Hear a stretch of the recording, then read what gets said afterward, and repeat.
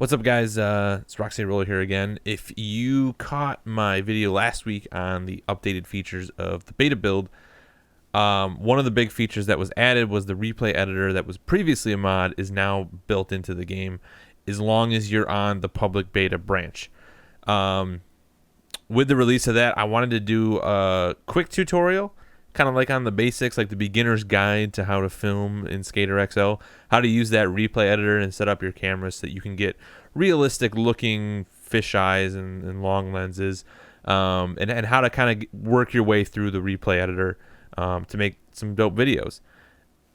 I wanted to do this quickly, and it ended up being a lot longer than I expected. So this is really just kind of like the crash course basics on how to do a regular fisheye camera, a follow camera, and long lens cameras, so that you can kind of keep the animations in between keyframes and the animations between shots really smooth and get some good looking clips. This doesn't cover every little nuance and every little detail. I might do an advanced tutorial a little bit later down the road, but I wanted to get someone out there, so something out there so that people that are just picking up the beta build that may have not used the replay editor mod, or want to take their filming in SkaterXL to the next level, something to work off of. So check it out. Let me know down in the comments what you liked, what worked for you, what helped, what didn't help, any advanced tricks that you'd like to see in the next video, and make sure you hit that thumbs up button and subscribe so you don't miss the next one. So without further ado, let's get into it. Peace.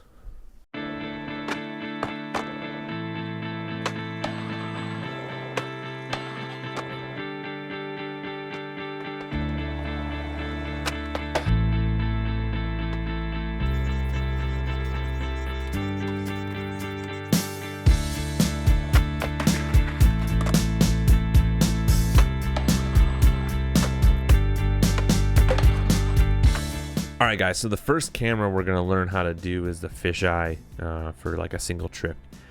And the key to this is making sure that we get a wider field of view, so we get that kind of fisheye look, and using the free cam to animate the camera throughout the trick. The reason why we don't use a tripod for this is, you'll watch, with the tripod camera, it focuses the camera and it tracks the skater off the center of gravity, which works really well for keeping him in frame. The problem is watch, when we go like this and he starts to crouch, you'll see that the camera actually follows the crouch, which is not what we want, especially like when we're doing lines and things like that. It gives it this really distracting bounce, right? So the tripod and the orbit camera will track on the center of gravity. They're generally not a good way to film if you're looking for that more realistic look. So we're definitely going to use Y. We'll switch to the free camera. And then the rest of the things that we're going to use is the triggers will let us scrub back and forth through the clip. X will set a keyframe, which basically tells the replay editor where we want the camera at that exact moment, and then the replay editor will animate the camera in between those keyframes. And then the select button, or whatever, options button, whatever you want to call it, will turn keyframes on and off. So it'll go between animating and then letting you move your camera. So what I like to do is I like to rewind as far back as I can. We'll make sure that we've got kind of that wide angle, so holding right bumper and pulling down on the left stick will zoom out, give you a wider field of view. And then I like to start my cameras kind of with the skater off the frame and let me pan up to him. So what I'll do is I'll start it off there. I'll set a keyframe. So now you can see at the bottom there's a white line that represents that I have set the keyframe for that position. So now what I'm going to do is right before he pops, I'm going to pan up and make sure that the skater's on the frame. And I'm going to go through, and before I tweak and fine tune anything, I'm going to set keyframes all the way through the trick. That'll make sure that the camera moves smoothly all the way through without any quick like jumps or hiccups. So now by here, I kind of want him more centered in the frame. And then when he lands, kind of have him right there. And then again, same thing on the end of the clip. I'm going to try to pan this back down to the ground. That just gives you a nice little transition piece for when you're actually editing your clips. So in thinking of that, you want to make sure that when you land a trick, you let him roll away for a little bit, so you have that little bit of roll away for the to be able to do that animation.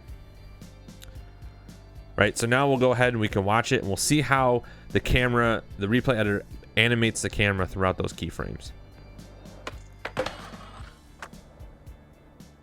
And then right down to the ground.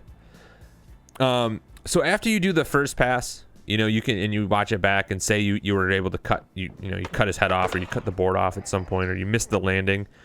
You can drop keyframes in different spots, right? So say I wanted to get, you know, this spot, I wanted him to be a little bit more centered in the frame, and I wanted to come up and kind of really focus in on the trick, right? I could set another keyframe there, and now you'll see it'll automatically animate it and pop the camera right up to the board in the middle of that feeble. Boom. All right. So you can play around with that. Again, use the keyframe all the way through. The big key on these types of cameras is to make sure you set a keyframe from start to finish, and then you can kind of adjust in between.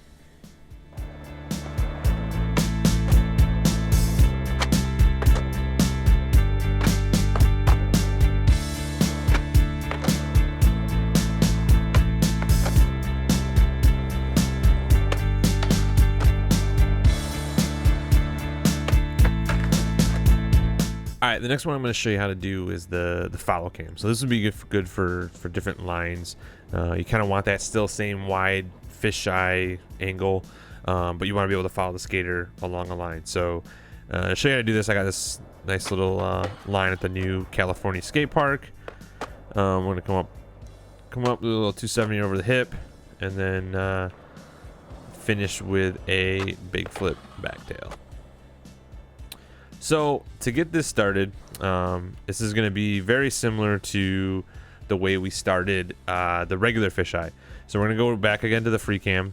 I like to go almost back to where the session marker is. Maybe he's just started moving.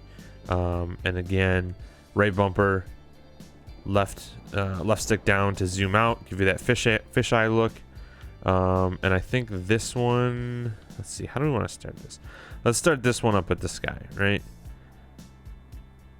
So we're going to set a session marker or a keyframe there. And then right before he pops, we're going to come back down and make sure that we're lined up.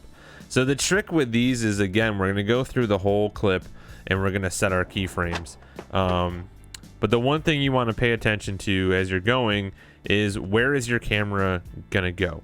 Right, you obviously don't want to fly through this rail, so I have to plan to go around it.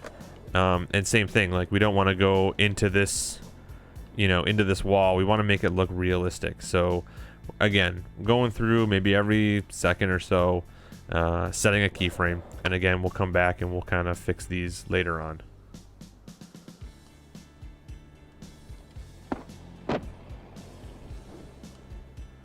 Good key points to make sure that you set keyframes on is pops, the top of the trick, and landing. This will make going back and cleaning these up later a lot easier.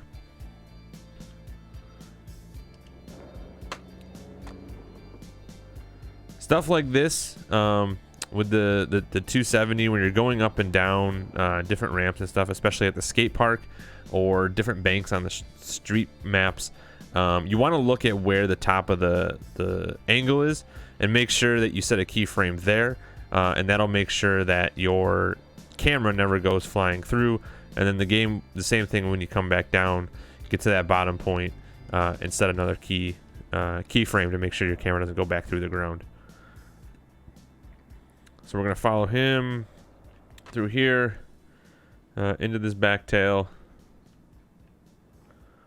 Add a little bit of tilt. And again, you kind of want to envision what you want it to look like and get your cameras there, right? So I wanted to make sure we were right underneath that back tail, so we get that SkaterXL graphic going. And then the last one, I'll make sure he rolls out quite a bit. You can use your skater as a frame of reference, right? So if your camera continues with about the same distance as the skater, you're going to end up having a smooth rollout that's not overly sped up or slowed down. We'll go out to like here, leave a little bit of space. Pan that down. So now let's go back. We'll go all the way back, and we'll kind of look and see what it looks like.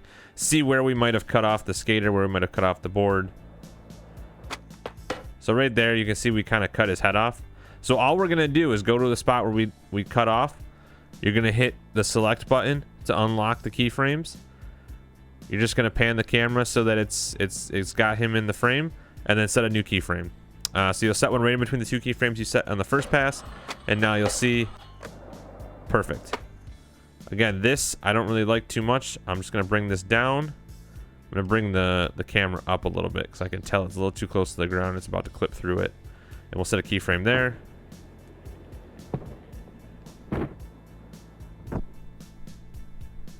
So this is a little bit, kind of cuts it off right there at the bottom. So what I'm gonna do this time is, since these keyframes are already close together here, I'm gonna delete this one. And then reset it so that it's a little bit lower, aimed a little bit better. And then what that's going to do is it's going to change that animation so that we kind of catch that a little bit better. Go down a little bit lower.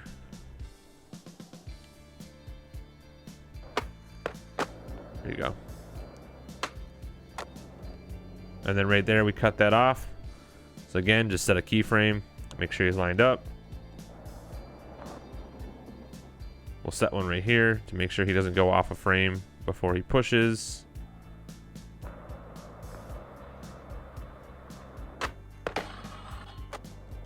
And then right there on the landing, we'll adjust it so that it looks good. So again, we'll go back, we'll take a look and see what this clip looks like.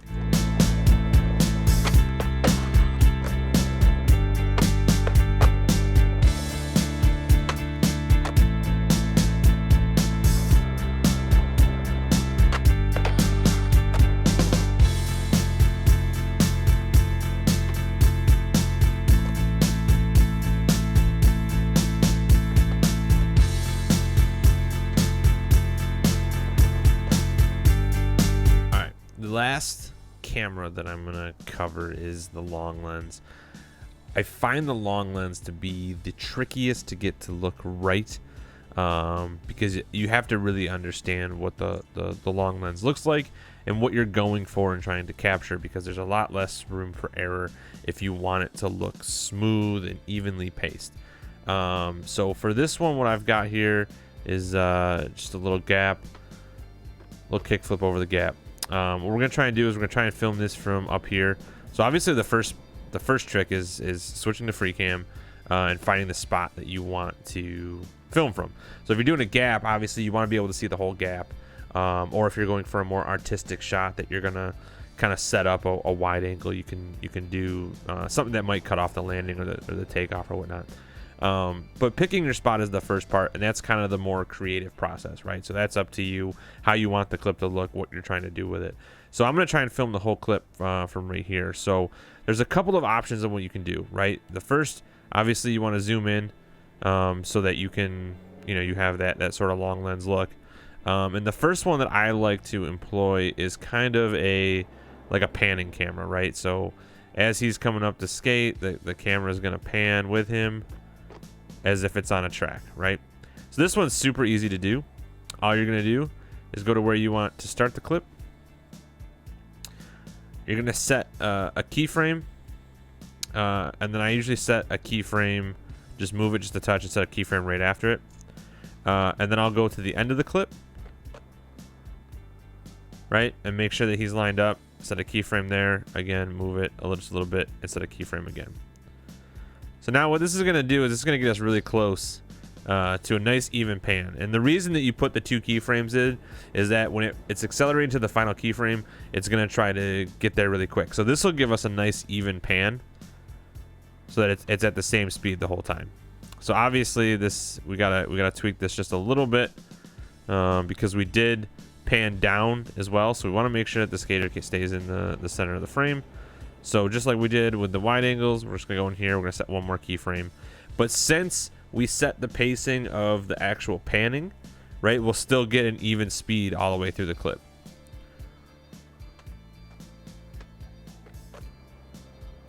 So just like that.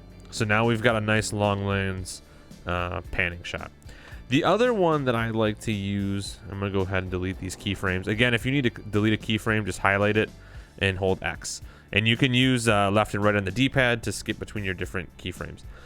Is a more tracking type of long lens. So as if it was almost on a tripod, but it was tracking them. So these ones I like to start in even more zoomed in, and then zoom out from there.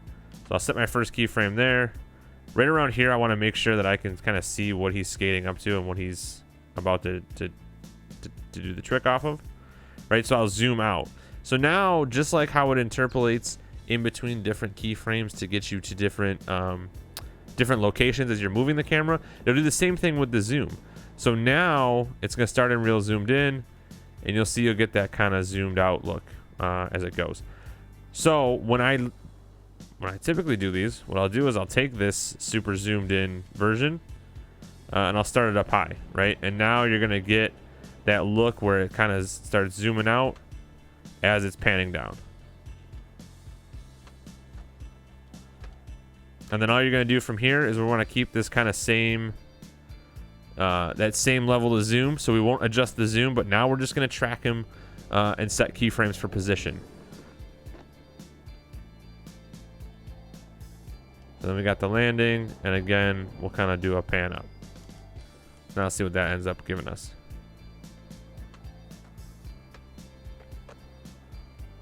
Just like that. And that's how you shoot a long lens. So the big thing with long lenses is kind of like how we set keyframes all the way along on the fisheye to make sure that we had a nice consistent speed with the camera. You do kind of the opposite with the long lens. You want to set your keyframes at the beginning and the end to make sure that the panning is all the way through at the even speed, and then you can go back and kind of fine tune from there. So experiment with this. This is probably the most creative type of camera. The long lens, you can do some very interesting things, and it probably makes or breaks a lot of edits with people's ability to do long lens and mix in long lens with their wide angles. So start to play around with this. Tag me in your clips if you get a really cool long lens shot. I love to see really cool long lenses. And let me know, down in the comments if you've got some better tips for long lenses.